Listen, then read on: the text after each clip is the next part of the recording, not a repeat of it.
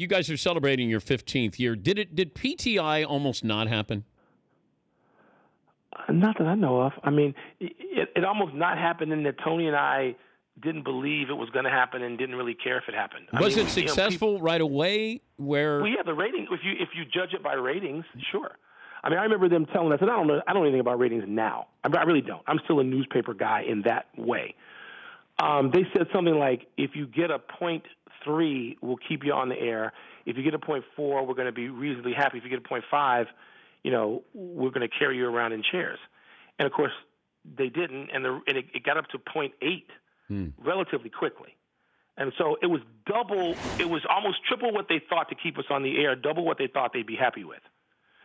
And so if you judge the success by that, I guess so.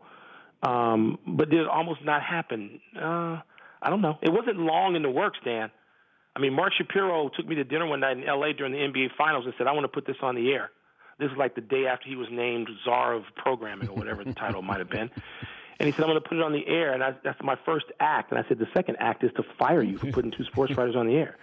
But there wasn't – it wasn't like there were any backroom dealings and negotiations and I want this. It was like, what? What are you talking about? I mean, you were one of the people I said to. What do you think of this? And I think people were a lot more encouraged about the notion of it than Tony and I were. Well, I remember Kornheiser asked me about it. He goes, can you believe he's walking around with John Walsh, and he goes, can you believe they're giving us a TV show?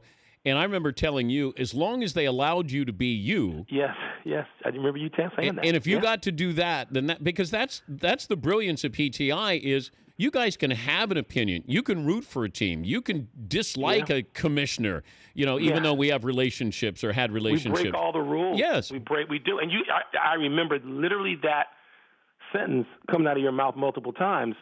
And they did.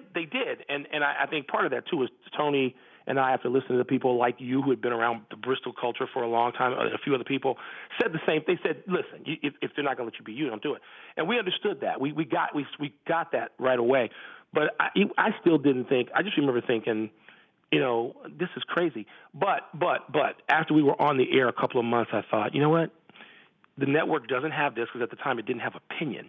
Yes. And – this is gonna be fine. Well, I wasn't counting years, but we were trying to do it under the veil of secrecy, Keith and I, where you could have an opinion, but you were doing it late at night, hoping that management was not staying up, whereas you guys were at 5 Eastern, and management, of course, is still awake, and some of them were.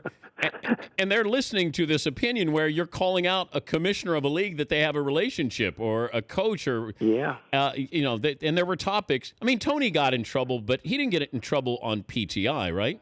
Did he? No, that was radio. That's right. It was radio. The Dan Patrick Show, weekday mornings on Audience.